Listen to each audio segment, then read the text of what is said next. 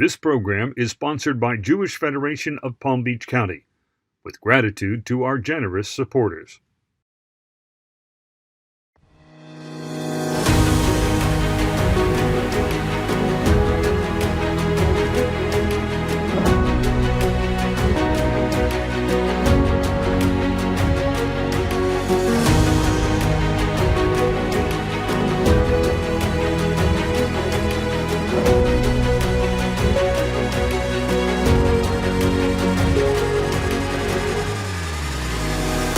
Welcome to Mosaic. I'm your host, Susan Shulman Pertnoy. Mosaic is Jewish Federation of Palm Beach County's weekly news magazine, exploring the most critical issues facing Jews here and around the world.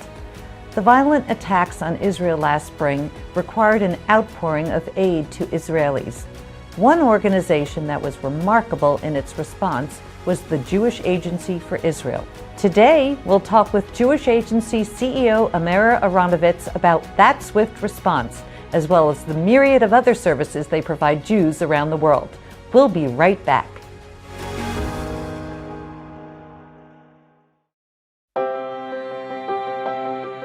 Do you have a college or high school student in your life? If they're struggling to understand the complex issues surrounding Israel, we've compiled a non-preachy guide to learning about Israel, the Israeli-Palestinian conflict, and much, much more. Visit jewishpb.org/student resources.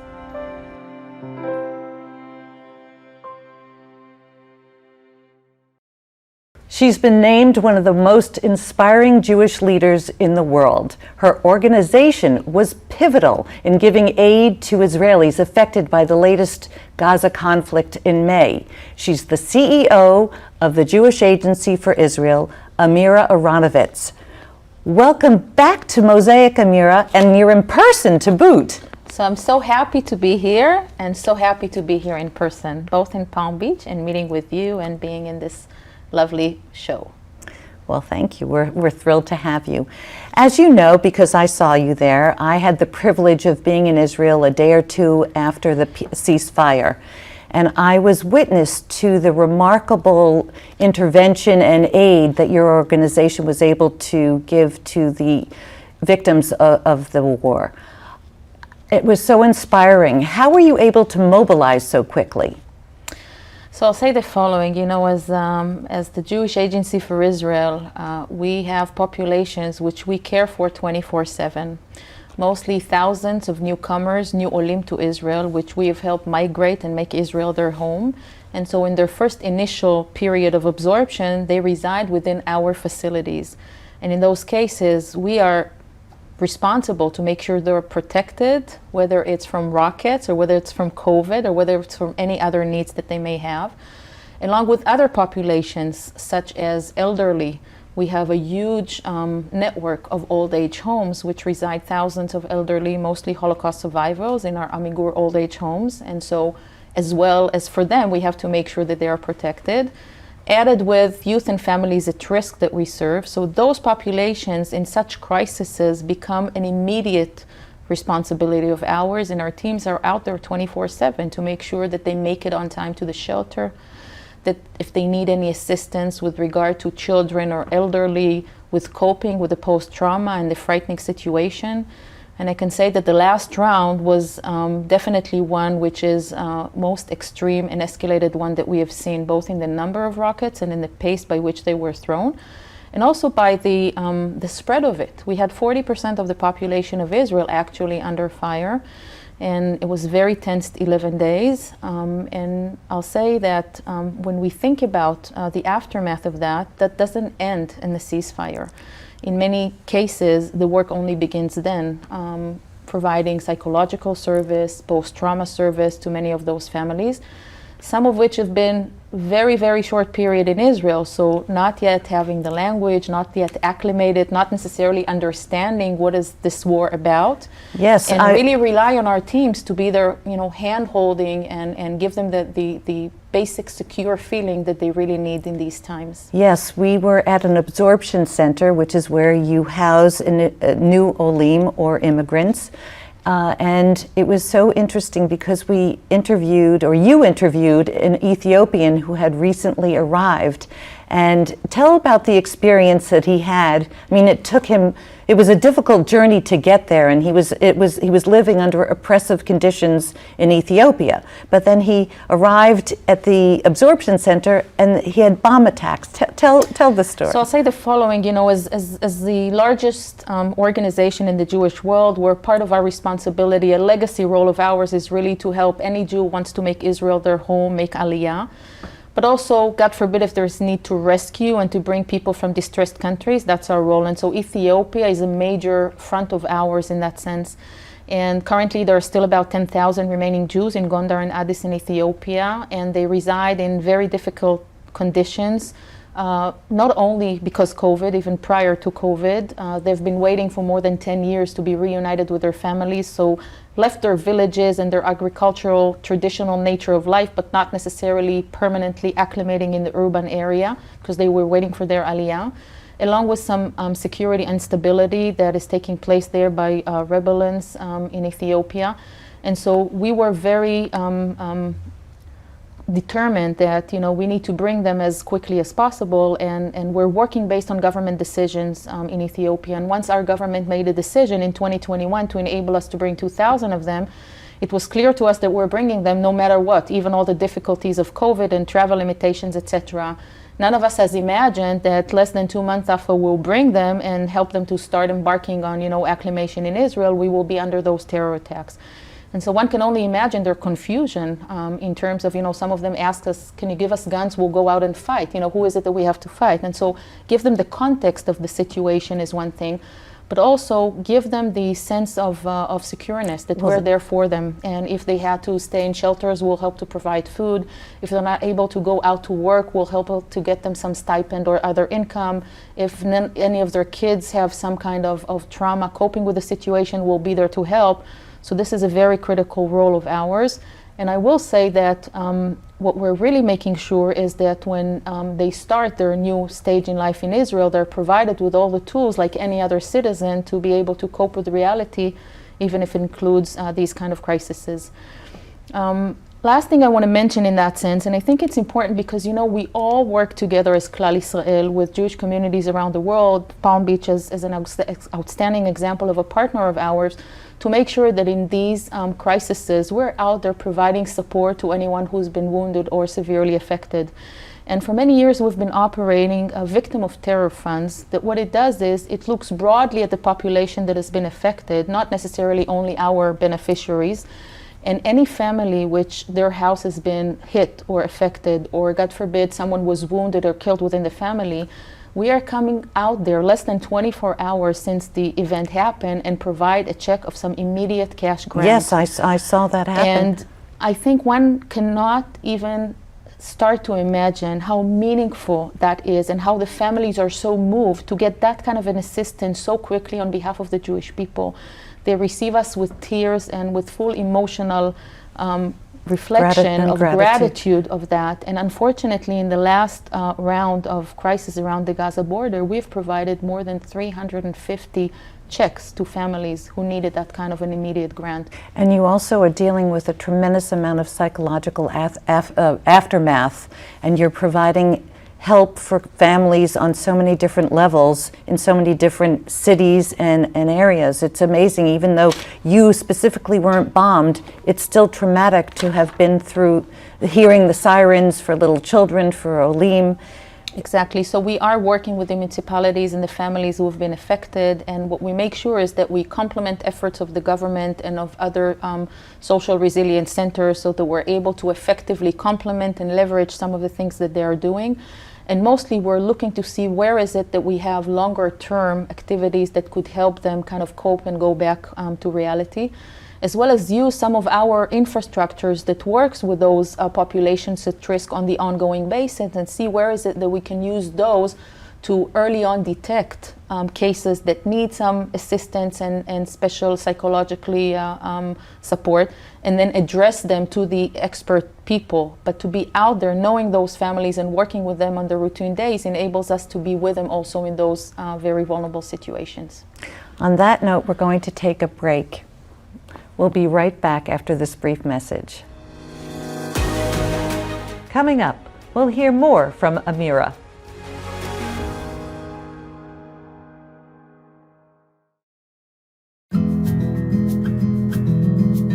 One of the best ways to combat anti-Semitism and all forms of hatred is through education. Learn more about the complex issues that lead to hate at jewishpb.org/standuptohate.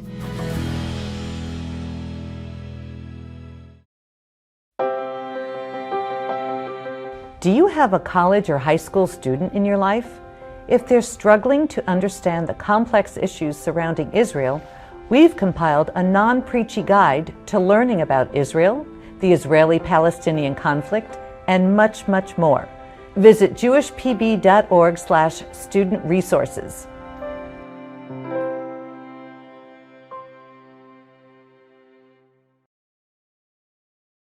We're back with Amira Ahronoviz talking about the aftermath of the Gaza conflict. Amira, what's the attitude and the feeling of Israelis now moving forward? How are they faring? So I think, unfortunately, this was not the first round, probably not the last round. I do think, as I said before, that this round was somewhat different in its pace and in its intensivity. And so I think it was kind of a wake-up call for some of our both government and municipality authorities. And so I think there's much work being done to kind of prepare us with, God forbid there is a next round. I can tell you we are very much busy with identifying areas that we need to upgrade and reconstruct some of our shielding and sheltering so that we're sure that we're providing a good enough protection to our populations, as well as working with the broader families and local communities in sustaining their social resilience so that they're able to be better prepared for next rounds. But I think also the Israeli population is one that is, resilient. has been able to adapt all along the years, and so it's sometimes shocking to see how quickly you turn from one situation to another. So you can find yourself, driving in the beautiful area of the Western Negev in the blooming, spring, and just thinking that 24 hours before that you were not able to drive there because you would have faced, rockets and sirens, and how quickly, the quiet and the routine days come back. But we need to not be mistaken by that, and we do have a role to make sure that all of our communities are provided both with the assistance to the ones who have been severely affected, but as well as provided with the tools and the networks and the ability to be better prepared for the next rounds. I think what also happened since then is, we have a new government. Right. After 2 years of a political crisis in Israel, where we had 4 rounds of election, and being apolitical clearly, but just by the notion of having a government which is serving, as well as a budget that was passed the first time in 3 years. So I think the population in Israel suddenly sees some optimism and progress, in terms of an ability to kind of address local daily routine decision areas that we were not being able to take care of because we did not have a government and a budget. So suddenly there is some optimism from that. And these days it's Hanukkah. It's always always those the Jewish calendar and the holidays that provide us with those family ability to reconnect, and hopefully now, even though COVID is coming back and forth in various ways, we're still somehow able to come back to mostly in-person life, as well as gathering and remembering the light that we all bring when we come together and the strength that it gives us. And we must be optimistic. We have no other way. We can't afford not to. That's right.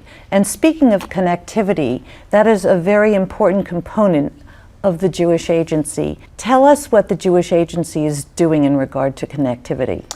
So I say you're touching upon, I think, maybe the most sensitive and critical issue, I think, of the time today of the Jewish people, which I believe is a huge concern, in the sense that we understand that the way by which the Jewish people, the landscape of the Jewish people and the way it's been evolved sends us to work much more intensively and with a critical essence about the connectivity. We make a lot of noise in the world, but we're only 15 million people, less than we ever been also prior to the Shoah. And the landscape is such that about 13 million out of those reside in two major centers, in North America and in Israel, and only about 2 or 2.5 million are spread in the rest of the world. And so the notion of the relationship and the connection, whereby in the first decades of the country was really a one-sided one. There was displaced Israel, which we all wanted to form and strengthen and had the need, and then there was the Jews outside of Israel, and again, majority of them in North America, who had this one direction connection of supporting Israel. Well, what we have seen, I think, along the last couple of decades, definitely the last 2 decades, is that the need to make sure that we stay connected, that we stay familiar and knowledgeable about one another, that we develop appreciation and care for one another, are critical in order to make sure that we have a thriving future together. Absolutely. So that we don't only share a past, but also a future. And what I think has been very clearly out there is that that job is not as easy as it was. And so where older generations were more easily and automatically connected, I think the younger generation is much more challenging in that sense. And we see data about this coming from research, both here in North America, from the Pew Research and others, as well as in other countries. And I think what clearly is a task here is to start so early on to try to nurture and develop the relationship, and it has to be a two-way relationship. So it's not only how do we educate the young North Americans about Israel and Jewish life, but no less how to educate Israelis and young Israelis about Jewish life outside of Israel, and how we develop this sense of belonging to a broader Jewish community. And what we believe clearly is that it has to start very early on. Already at their early childhood years, whether during their schools, during their after-school programs in JCCs, during the summer camps, in every educational setting that those young people are attending, we have to start incrementally bring and build that exposure to Israel and to the role Israel plays in their Jewish life and Jewish identity, as well as the role that the Jewish people plays within the life of Israelis. But not only that, make sure that we're doing that in a way that both bring Israel into communities and bring young Jews to Israel. So the Jewish Agency is focused actually in those two things at the same time. And what we're doing, we are helping communities in their efforts to engage the younger generation by sending out young Israelis, Israeli emissaries, we call them shlichim, at various stages to serve, to live within communities and to serve within their institutions. So at any given moment every year, we send 2,000 Israelis to come and serve on campuses, in summer camps, in schools, in synagogues and JCCs, and really become Israeli storytellers, become the ones who bring the beauty and the diversity of the Israeli society by the nature of who they are. And the fact that they live and reside within those communities and serve in those institutions create an opportunity for a very direct, informal connection with them. And so we are working with communities like with Palm Beach and others to make sure we bring more and more of those to be residing with your community in different educational settings. The other thing we're doing is we're making sure we're bringing as much as we can young Jews to experience Israel. And again, start early on, not wait for the college years, start even earlier during their bar and bar mitzvah period, then during high school to teen travel, going on to birthright in their college age, as well as Masa, which is a major endeavor of ours. We support, we're big supporters at this federation. To bring them for a semester Masa. to a year experience in Israel. What we've seen in all the research along the years is that those are the two most effective tools, that when one comes and spends time in Israel and being open to meet the Israeli peers and kind of open to explore their own journey, they come back after that to their communities, and they're infused with the energy and the motivation to be much more active in their communities, and Israel becomes a more relevant part of their Jewish journey. And so starting very early on working in communities and then bringing them to Israel and then making sure when they come back they continue to be active is kind of an ongoing, never-ending task that we have to embark on together. And we're going to take our final break on that note. We'll be right back after this brief message. Coming up, we'll hear Amira's message to federations across the country.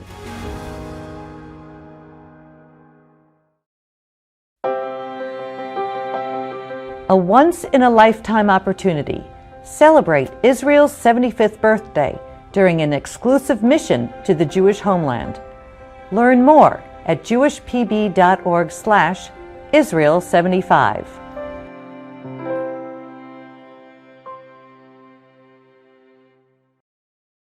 We're back chatting with Amira from the Jewish Agency, and I'm going to switch topics for a moment. The federations across the United States are dealing with the serious problem of anti-Semitism and security.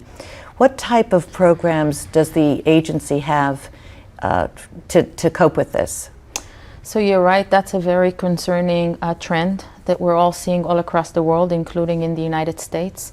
Rising anti-Semitism coming from a combination of extreme right and extreme left in the sense of anti-Israel sentiments, as well as extreme Muslim attacks. And I should say that the Jewish Agency is a global organization. Our role in this current space is really to help address the needs of safety and protection of the smaller communities around the world, which don't necessarily have the local means or wealth or influence to be addressing that alone, or not having their government step in a good enough way. And so I'll say that in 2012, when the horrible murder in Toulouse, France took place in the school, what was so shocking was not only the consequences of students and staff being murdered, but the easy way by which the terror attacker just walked into the school, where those community organizations did not have any protection. And so we have built a special security fund back then in 2012 to try and help community organizations in those smaller communities or bigger communities that need the help to get two things, both advice from formal expert security authorities that we're working with in Israel to be able to understand how can they cope and what is it that they need to do, as well as provide them with the resources of the security means. I think what we did not imagine back then is how big the demand would be and how growing we would need to have this effort be. And so since then, we've provided more than $17 million of physical security means to hundreds of community institutions in dozens of communities, from smaller ones in Europe, in Latin America, South Africa, former Soviet Union, etc. And this is really, in the most tangible way, saving lives. And we've seen events along those years whereby the fact that we have provided bulletproof doors or windows or closed camera systems to synagogues or JCCs and schools, this really stopped from attackers being able to have severe consequences in their attacks. And what we also seen is that combining this with the COVID and the very fragile situation in many of those communities, so the need to be able to make sure that the Jewish population is not afraid of coming and attending those institutions, yes, and maintaining Jewish life is really dependent on this kind of an assistance. So work in combating anti-Semitism focuses on one hand on that in those communities outside of North America, as well as educational work that we do, mostly in high schools and in campuses, trying to provide through our shlichim and through material that we send, provide the tools to be able to better tell a narrative, better be able to be out there as proud Jews, identifying as Jews and being willing, to continue to fight on that narrative. Which goes back to the connectivity between the Israelis, the shlichim, and the shinshanim, which is a new program. Right. But I think the notion of a collective table, which is what we are, the support of communities like yours to us enable us to be out there and provide this sense of safety and security to all of those smaller communities, to say you are not alone, and to the extent that you will need us to help us protect in order to maintain your local Jewish life, we will be there for you. The Jewish Agency created something called the J Fund to help people around the world during COVID. Do you want to tell us about that? Yeah, so I think what we have seen early on with the outbreak of COVID, and actually it started with some conversations with Italy, who got the most severe hit very early on, is that the community organizations in any community, be it a school or a synagogue or the family service or even services of burial in a community, were suddenly in a situation where they didn't have any ability to collect income or take any fees for their members, but on the other hand, their needs were much greater than before. Suddenly more populations, needed their services. And so they were in the situation where they clearly didn't have the immediate resources to address those needs. And again, seeing ourselves as Klal Israel, as a responsibility to be out there, we understood that if we provide them with some immediate cash flow that enables them to somehow bridge the next year until things become better, until they're better prepared to tap on their government's assistance and others, by serving those community organizations, we really save the ability of the community to address its most vulnerable.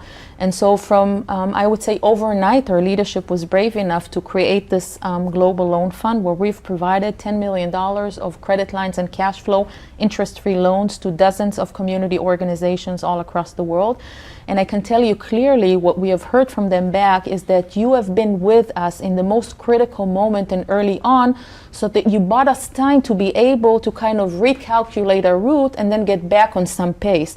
And sometimes, that kind of an assistance is clearly, the line between an ability to survive and collapsing. And so we were very proud to do that. And hopefully we will, not need to record that in future years. But if we do, we know today how critical that role is. Yes, what a great catalyst to get people back on track. It really was a brilliant idea, and it was really well executed, obviously. In closing, what would you like to say to the Jewish federations in the United States? So I think, I look at the current era and think to myself, this is, I think, like Charles Dickens said, best of times, worst of times at the same time. To some extent, we live in the most flourishing, I think, Jewish era as ever. Majority of Jews live freely.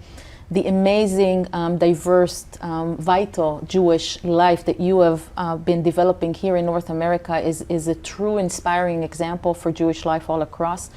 And being able to both be affiliated Jew, living meaningful life, as well as integrated in your local communities and be influencing the world, along with Israel, a sovereign state for the Jewish people, which is, has done magic, very strong, and contributes to humanity in a wider way. But at the same time, we're facing some of the biggest concerns, I think, ever, both from within and from without. So external factors like anti-Semitism, which is rising, but as well as, I think, polarization and some tension and discourse from within. And so for me, I think this notion of understanding that those two major centers of the Jewish world, North America and Israel, carry upon their shoulders the ability to secure a future for us, which relies on this notion of connectivity.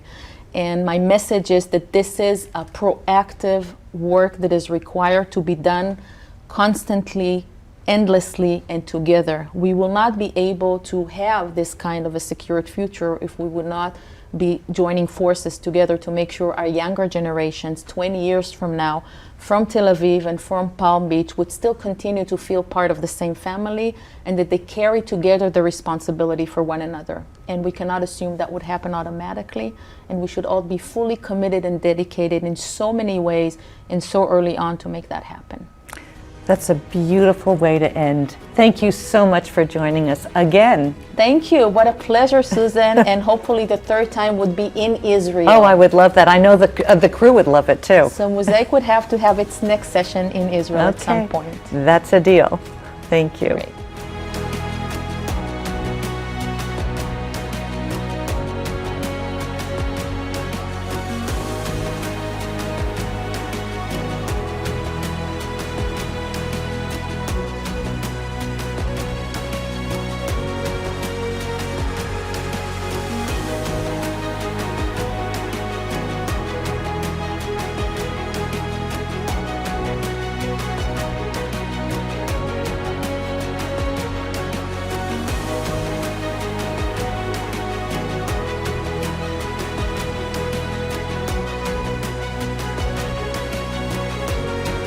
This program is sponsored by Jewish Federation of Palm Beach County.